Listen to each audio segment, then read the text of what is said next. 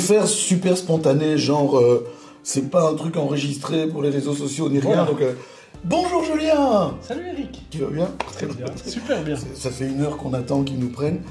L'idée est de présenter à ceux qui nous regardent une sélection de fromages assortie à une sélection de Porto de la maison Graham's du groupe Symington.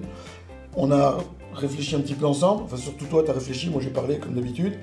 On va faire le tour, on leur explique à chacun ce qu'on a prévu. Tout à fait. Dans l'ordre, on va prendre le plus fruit qui correspond à un rubis, hein, qui est le plus fruité de l'ensemble. Six Grapes, ça a toute une signification que la maison est capable de bien mieux expliquer que moi.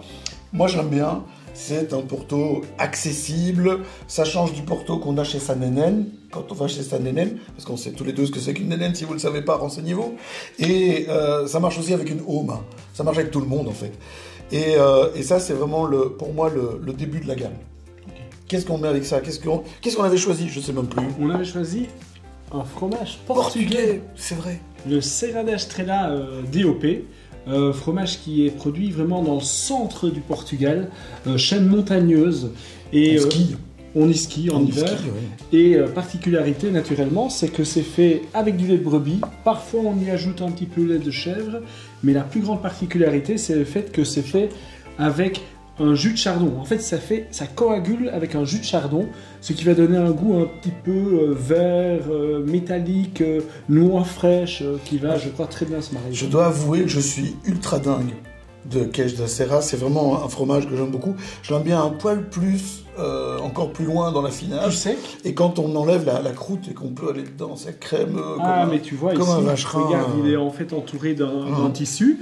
Le tissu va être régulièrement changé lors de l'affinage, environ 1 à 2 mois, ça dépend. D'accord. On peut affiner jusqu'à 2 mois, mais comme tu vois ici, et comme tout le monde pourra voir, c'est vraiment hyper crémeux. Ah, c'est magnifique. Donc, ça, c'est un fromage, je trouve, ça a plusieurs reprises gagné le prix du meilleur brebis du monde et tout. Et je trouve que c'est un fromage qui est vraiment unique et il n'y a pas de copie. Les Espagnols font une vague copie qu'on trouve en grande distribution, avec de la vache, donc c'est déjà pas la même chose.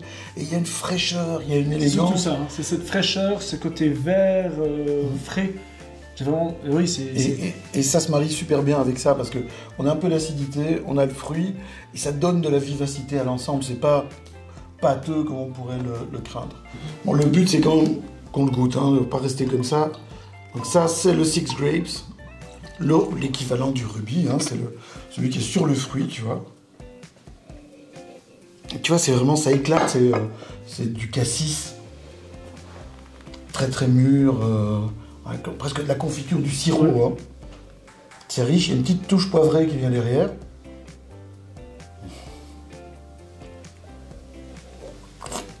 Et on a oublié de trinquer, sans blague. Santé, Eric. Santé. Santé.